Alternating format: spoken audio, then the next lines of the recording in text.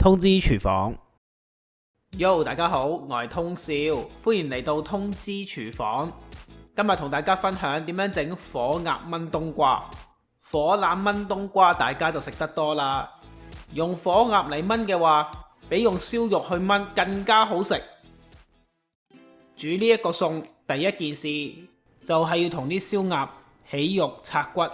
我通少出名食人唔掠骨，我已經示範過好多次點樣可以同隻燒鴨起骨。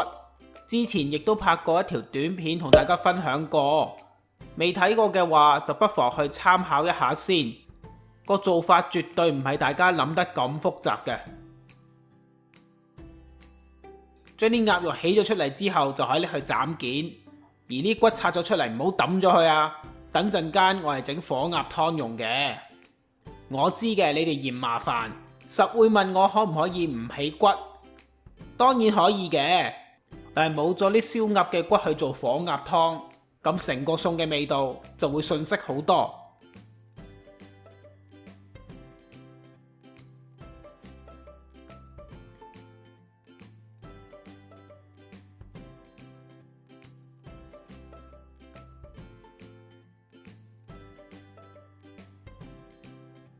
燒鴨同佢起完肉，拆咗骨之後，咁就立即去整火鴨湯。用中大火將個鑊燒熱，然後就加入1茶匙嘅油落去，然後就加入蒜頭同埋薑片，大概炒佢1分鐘，令到佢哋嘅香味釋出。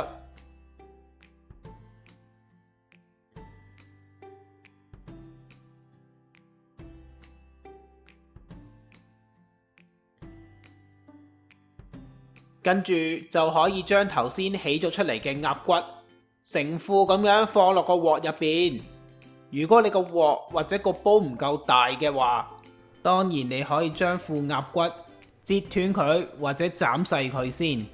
之後就可以加入指定份量嘅雞湯同埋水，將個湯煮滾。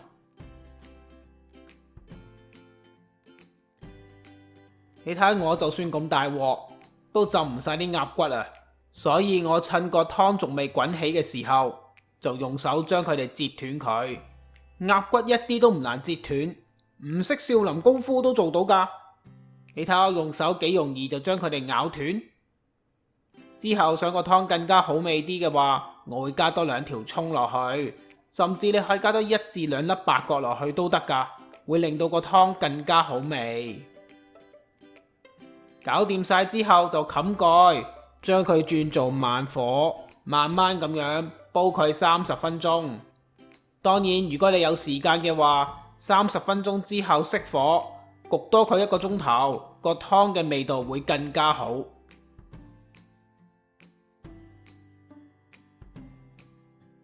OK， 成個餸最麻煩嘅火鴨湯都搞掂啦。咁跟住落嚟就係要切呢個冬瓜啦。喺呢度提大家先。大家買冬瓜嘅時候，要買一嚿大嚿啲、厚身啲會比較好，因為冬瓜炆嘅時候會縮少少水，冬瓜份量太少，就好似唔係好夠食。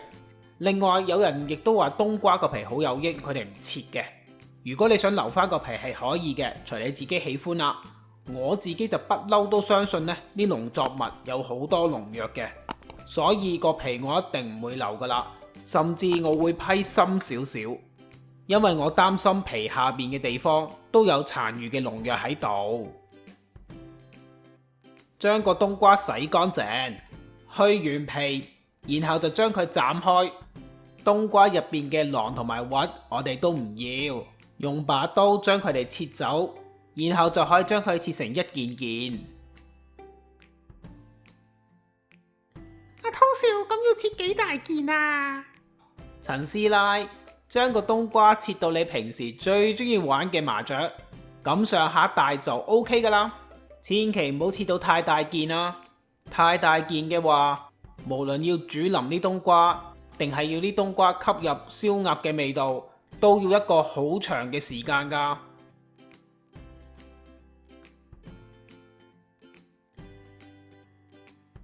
將煲好嘅火鴨湯倒喺一個煲或者一個鑊入邊，我哋要過一過篩，將啲湯渣隔走。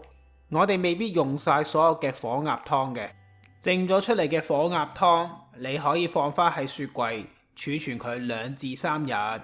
等你得閒嘅時候，可以用嚟煮湯麵，或者加個豆腐落去做返個火鴨湯都 OK 㗎。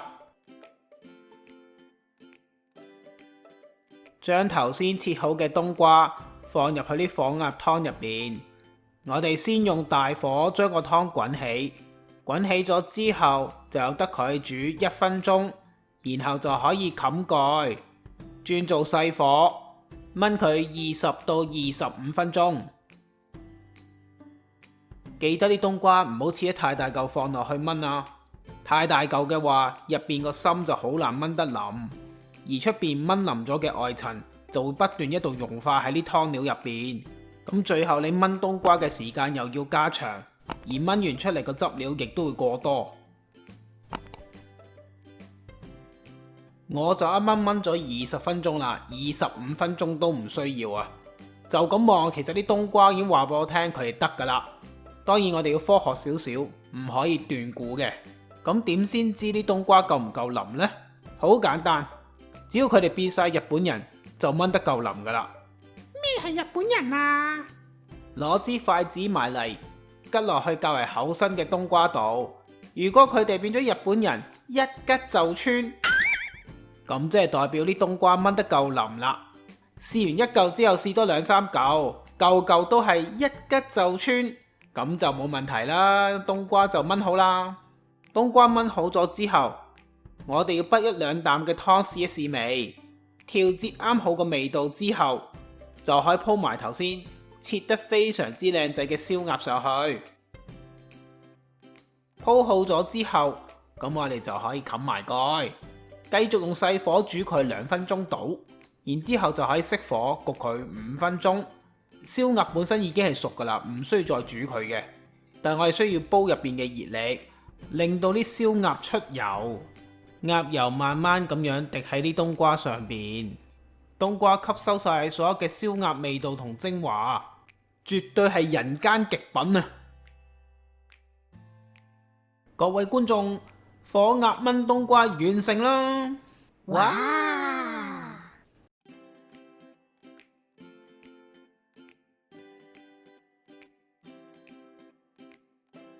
呢個火鴨燜冬瓜，我覺得比燒肉更加好食。我哋冇加太多額外嘅醬料，令到燒鴨嘅味道可以保存得非常之好。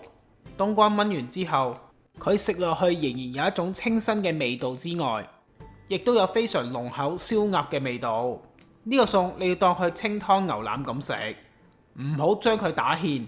除咗食燒鴨同冬瓜之外，我哋都可以將啲湯就咁飲。